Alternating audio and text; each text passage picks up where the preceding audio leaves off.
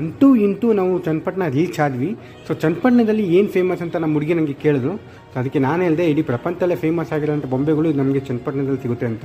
So Meenakshi hand craft ಎಂಪೋರಿಯಮ್ ಅಂತ ಒಂದು store ಇದೆ.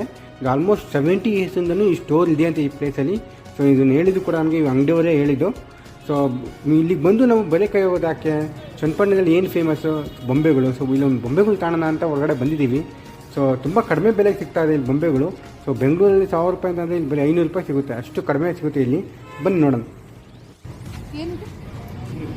ನೋಡಿ ಇದು ಬಣ್ಣದ ಬೂದಿ. ಈ ದಾರ ಎಳೆದ್ಬಿಟ್ರೆ ತಿರುಗುತ್ತೆ.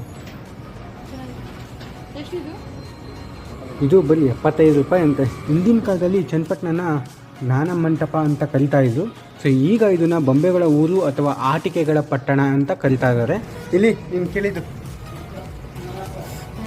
ಚೆನ್ನಾಗಿತ್ತು. ಎಷ್ಟಿದು?